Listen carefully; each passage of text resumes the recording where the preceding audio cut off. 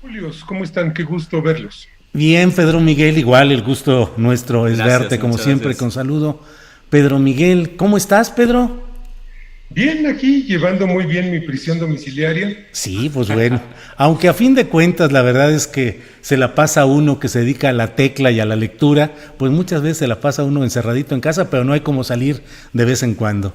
Pues Así es. mira, a mí me tocó salir hace la semana pasada Ajá. y creo que me voy a pasar otro año en la emergencia, Sí, ¿eh? yo también lo estoy considerando muy seriamente. Oye, Pedro Miguel, te preguntaría en lo general, ¿qué está pasando en este momento con Morena y con la acusación específica hacia Jade Kolpolemsky que han publicado varios medios, Milenio, El Sol, varios medios señalando que se presentó anoche o en estos días ante una ventanilla de la Fiscalía General de la República? Lo pregunto en lo general y en lo particular porque tú, junto con otros participantes destacados en el Instituto de Formación Política, pues hace meses que se hicieron una muy dura carta de crítica a Jade Kolpolemsky y al manejo del presupuesto de Morena. ¿Qué está pasando en estos momentos, Pedro?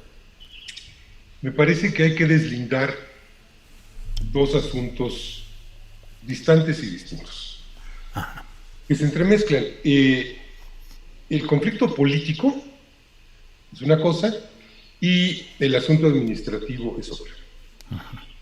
El conflicto político tiene que ver con una dirigencia que llevó a la parálisis al partido, que privilegió al partido por sobre el movimiento, o que no entendió las lógicas del movimiento, y ese conflicto pues se dirime en un debate interno, se dirime en las instancias que Morena se ha dado para estos asuntos, los posibles desmanejos partidistas en Morena. Y el asunto administrativo pues tiene que ver con una cuestión de transparencia, pues hay documentos que no aparecen, hay situaciones aparentemente irregulares que ante la imposibilidad de encontrarles una salida en lo interno, pues se recurre a la instancia correspondiente, que es la Fiscalía General de la República. Yo no prejuzgaría, yo no diría Jacob es culpable, se robó el dinero, lavó dinero, no, o sea, simplemente me parece que es un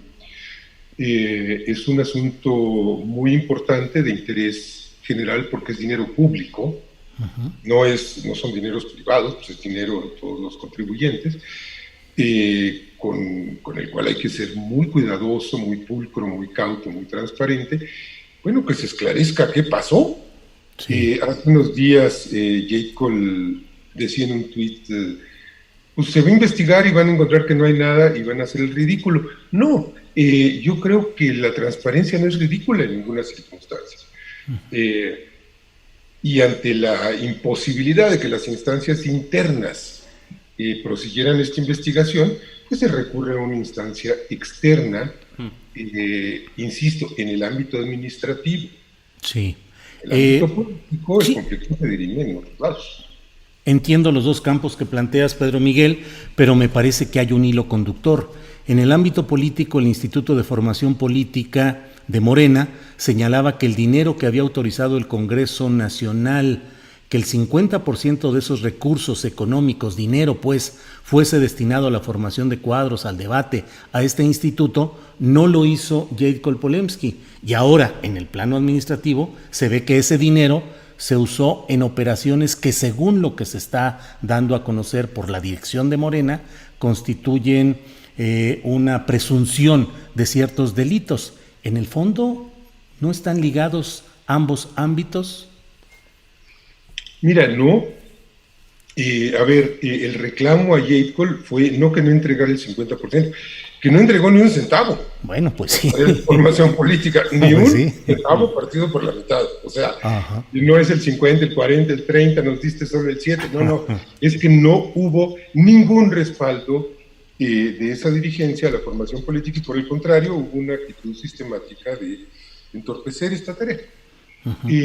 Entonces, ese reclamo se mantiene en lo político. Yo no sé si el dinero involucrado en estos manejos irregulares con los contratos de mantenimiento y remodelación, etcétera, ¿es el dinero que le correspondía al instituto o no? Uh-huh. No lo sé, es decir, es el presupuesto de Morena, ¿no? Uh-huh. Entonces, sí me parece importante mantener la separación entre ambos asuntos, porque, insisto, uno recae en el ámbito de la vida partidista interno. ¿Se trata de dinero también? Sí se trata de dinero, pero nosotros no estábamos acusando a Jade Cole de ningún delito con manejos monetarios. Estábamos pidiéndole que nos diera recursos para hacer las tareas de formación política. Claro.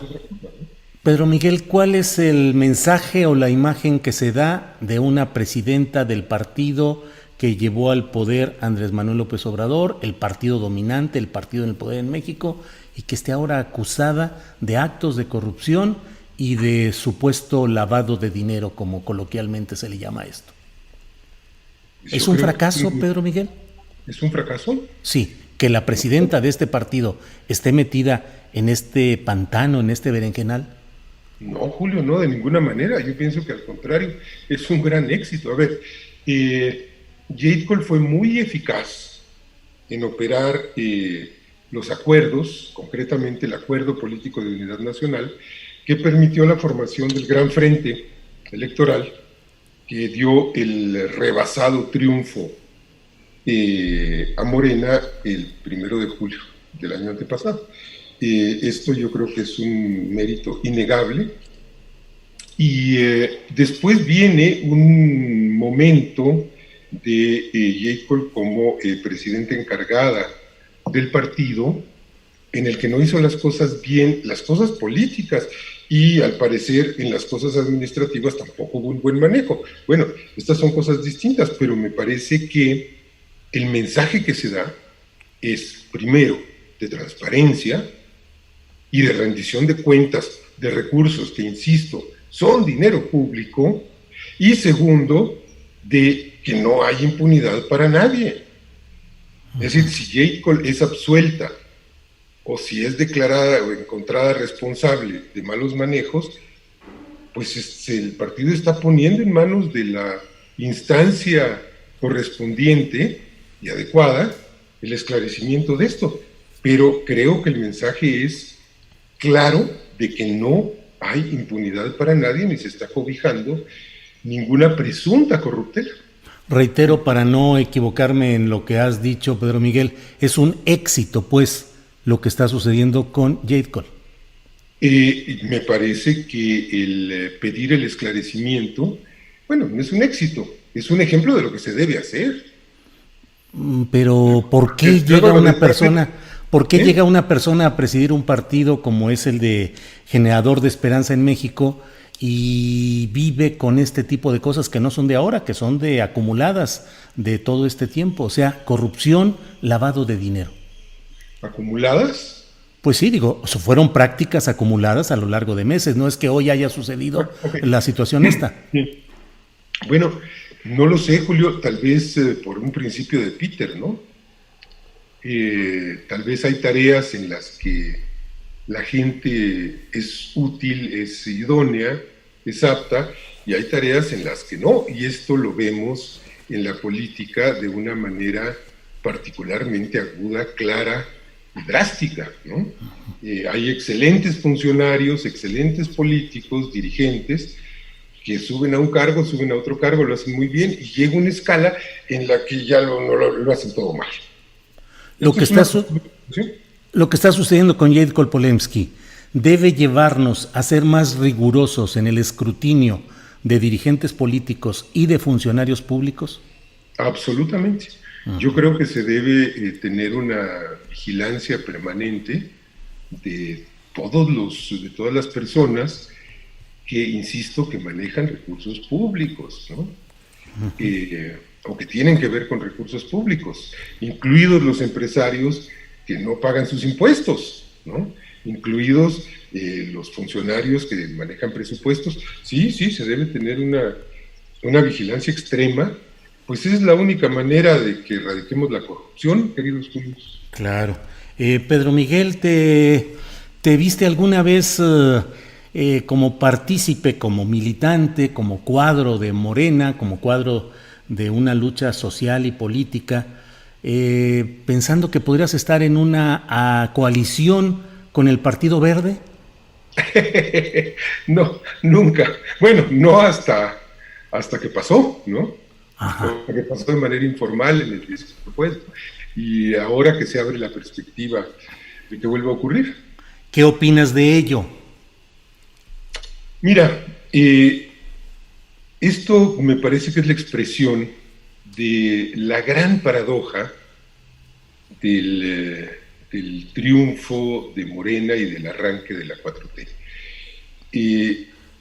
Se tenía que ganar la presidencia, se tenía que ganar gubernaturas, presidencias municipales, cargos legislativos, de manera pacífica y de manera legal.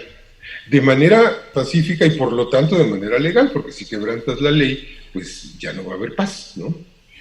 Y esto plantea una situación bien complicada, habida cuenta que el marco legal en el que se ha venido desempeñando Morena y hasta la fecha, es un marco legal diseñado para impedir toda transformación del modelo oligárquico, corrupto y neoliberal del país. El régimen de partidos, concretamente, pues es un régimen de partidos concebido para que nada cambie, para que todos los partidos confluyan al centro, para que se conviertan en entidades administradoras de recursos en vez de entidades de hacer política. Y Morena ha tenido que transitar por ese camino.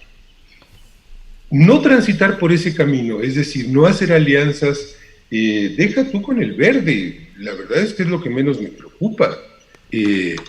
Pues hemos llevado panistas al legislativo, se ha hecho alianzas con expriistas frescos, digamos, recién salidos del PRI, ¿no? Eso me parece más preocupante. A fin de cuentas, el Partido Verde es un subproducto de ese régimen oligárquico, corrupto y antidemocrático que se ha padecido, pero los productos centrales son el PRI y el PAN.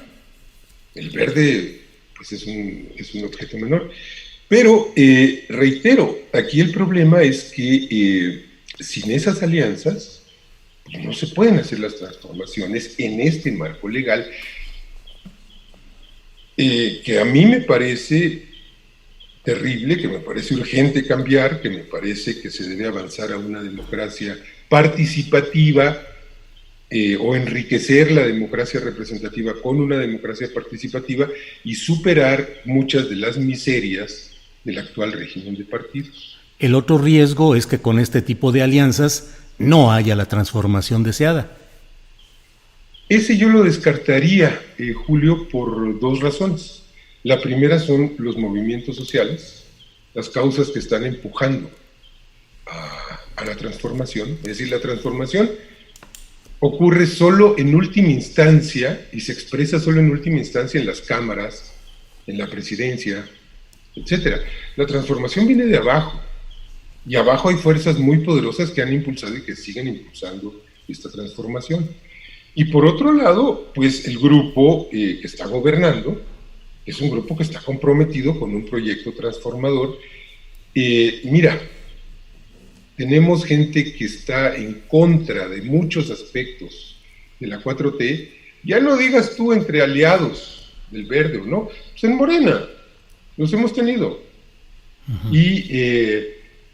Y pues esto es el precio, digamos, de empeñarse en el tránsito a una transformación por vías pacíficas y legales. Sí, perdón. Estamos atrapados en una circunstancia, es decir, ¿en qué momento se va a poder transformar el marco político del país? Uh-huh. Para decirlo clara y abiertamente, ¿en qué momento podremos avanzar a una reforma política que le dé un correlato institucional a todo lo que se está haciendo en los otros ámbitos? Puedo entender, Pedro Miguel, que entonces Morena como movimiento y como partido y el obradorismo en general no han logrado crear los cuadros para el cambio que desean y tienen que echar mano de rémoras y de, pues a mí me parece lamentable, horrible pensar en el Verde como compañero de camino de una lucha por el cambio desde Morena. Creo que ningún movimiento que se plantee una transformación radical tiene los cuadros suficientes para operar. Ninguno. A ver, vámonos al caso más radical. La Rusia bolchevique de Lenin no tenía los cuadros para operar esa transformación. Tú lo sabes bien. Es decir, Lenin tenía una frase en la que decía: estamos construyendo el nuevo orden con los ladrillos del viejo orden. Pues porque en muchos ámbitos, por ejemplo, nada menos que en el militar, pues se tenía que contratar a profesionales del zarismo. Bueno, ninguna transformación tiene la capacidad para llegar al aparato de Estado, descabezarlo y reemplazar todo con sus propios cuadros. Y además sería algo bestial y sería algo terrible, porque hay muchos cuadros profesionales que son muy eficaces en su trabajo, independientemente de la corriente política que los haya llevado. Ahora, esto por lo que se refiere a personas. Por lo que se refiere a fuerzas políticas, pues mira, aquí yo me lo dejo con una pregunta. Es claro que en 2018 Morena tenía la fuerza para ganar una elección presidencial, pero no es claro que la tuviera para ganar abrumadoramente esa elección. Y se necesitaba ganarla abrumadoramente porque existía el riesgo real de que ante un resultado ajustado se intentara el fraude. Y eso explica el acuerdo de unidad política, que se firmó con muchos sectores de los que tú llamas abominables. ¿Tú no los llamas también abominables? Mira, pues he aprendido algo en este par de años. Y es que el país no está hecho de gente pura. Y la esfera política tampoco. Y me parece que si lo que se busca es darle una hegemonía al proyecto nacional, pues lo ideal sería alinear a todo el mundo en torno a ese proyecto. Y te pongo un ejemplo muy concreto. Los gobernadores priistas, dos de ellos, ¿no? Murat y hoy en la mañana Fayad, en Hidalgo, pues de alguna manera están colaborando con el proyecto político siendo priistas. Es más fácil, por lo visto, colaborar con este proyecto político siendo priista que siendo panista. Okay. ¿Por qué? ¿Porque está más cercano este proyecto a ese priismo como el de Murat? No, porque a personajes emanados del priismo me parece que les resuena propuestas contenidas por el proyecto de Morena que recuperan aspectos positivos del llamado desarrollo estabilizador, del estado de bienestar que se procuró construir en el periodo postrevolucionario. No es una revisión, o sea, los que dicen, híjole, volvimos a los tiempos de Echeverría, no es cierto, para nada, pero sí se ha retomado una serie de elementos que fueron cruciales en la construcción del México que existió hasta los años 80 del siglo pasado. Entonces, traducido al lenguaje de siglas partidistas, Pedro Miguel, ¿me estás diciendo que el obradorismo ha recuperado y se reconstituyen claves del priismo tradicional de décadas atrás? No es el primor. No, para nada. No, este es un proyecto nuevo. A ver, mira, podríamos decir que el obradorismo entonces es una extensión de Roosevelt, de Keynes, del Frente Popular de Francia de 1936, pues tiene herencias de todo eso y tiene, por supuesto, herencias del priismo. Pero ¿quién estableció los precios de garantía en este país? Pues los regímenes priistas. Entonces, sí, claro que hay elementos de afinidad entre priistas y morenistas que difícilmente pueden existir entre panistas y morenistas. Pero eso no quiere decir que Morena sea una extensión del PRI, porque yo te diría, bueno, para empezar, hay cosas que son frontalmente inaceptables del viejo priismo, la represión. El estilo de gobierno de los Murat en Oaxaca no debería ser inaceptable para este gobierno federal obradorista. Pues es que para el gobierno federal no puede haber cosas inaceptables en el gobierno de un estado soberano. Bueno, pues diariamente hay mucho forcejeo con otros gobernadores y mucha cercanía con gobernadores como Murat, como Del Mazo, como Omar Fayad. A ver, pero yo te diría, el forcejeo tiene que ver con invasiones al ámbito federal, nada más. O cuando los gobernadores se quejan, no nos estás mandando el dinero, no, espérate, sí se te está mandando el dinero. Pues ahí va el forcejeo también, tiene que ver con cosas que son simplemente mentiras, ¿no?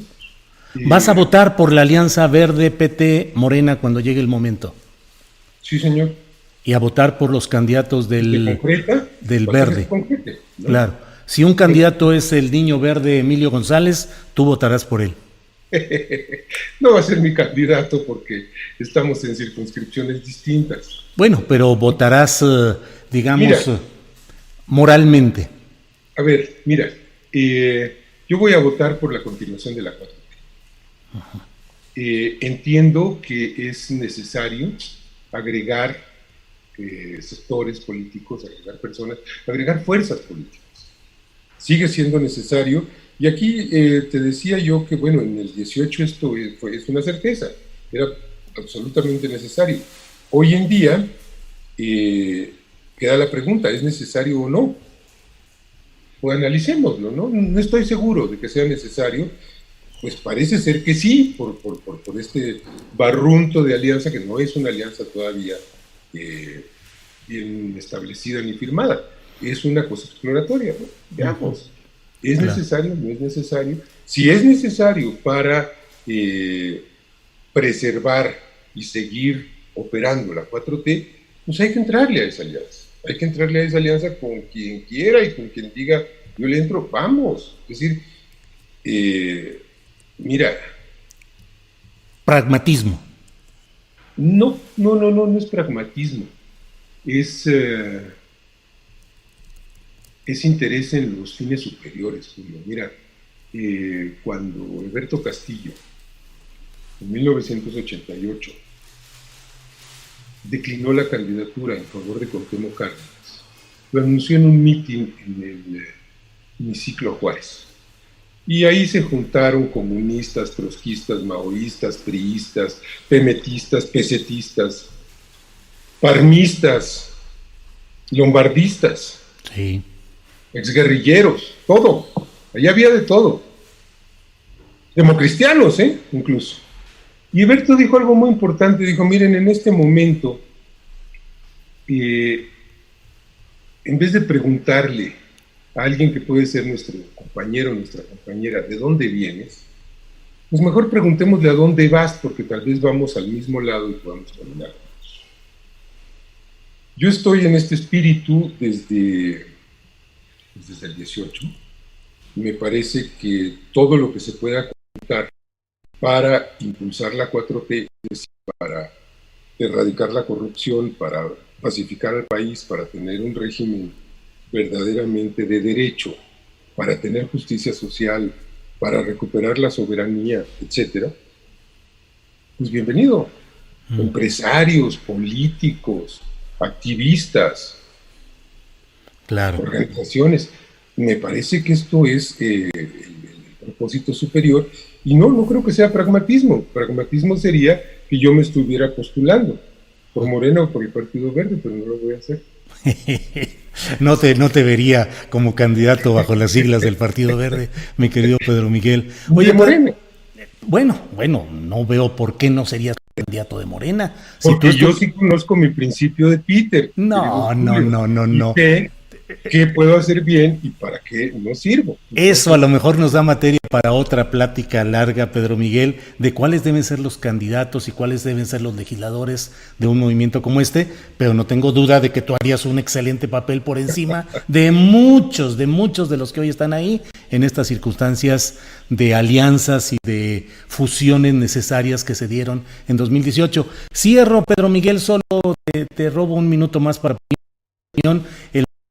Sin maíz no hay país ha iniciado esta mañana una campaña de difusión y de protesta porque se pretende trabajar en la Cámara de Diputados en este periodo extraordinario de sesiones, la Ley Federal de Variedades Vegetales, que implica que los grandes consorcios transnacionales tengan la propiedad de las semillas milenarias que utilizan los agricultores mexicanos.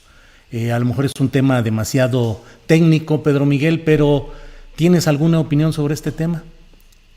Mira, es una modificación a la ley es de 1996, algo así.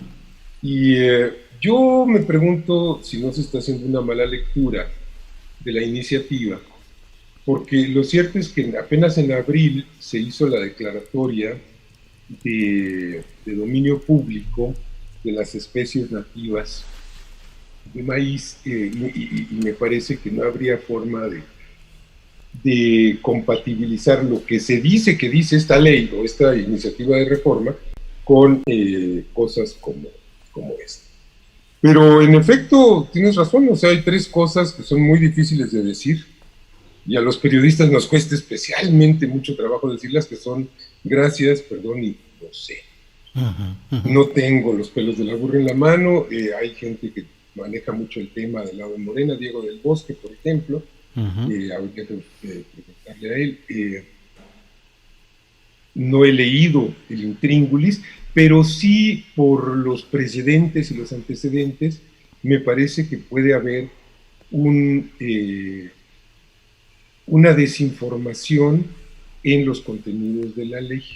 Entonces me propongo estudiarla y además de decirte no sé, pues te digo perdón. Sí, no, yo también, yo sé que la pregunta era complicada, que es demasiado técnica, pero hoy surgió esta iniciativa de retomar la campaña de Sin Maíz No Hay País, entre otras personalidades con la maestra Cristina Barros. En fin, creo que hay materia para seguir platicando. Y como siempre, Pedro Miguel, aprecio tu honestidad intelectual, tu participación, y gracias por esta posibilidad de platicar contigo, Pedro Miguel. No, pues gracias a ustedes y nos veremos pronto. Sí. Es un gran gusto verlos. Igualmente. Pedro Miguel, muchas gracias. Hasta luego. Gracias, Pedro Miguel.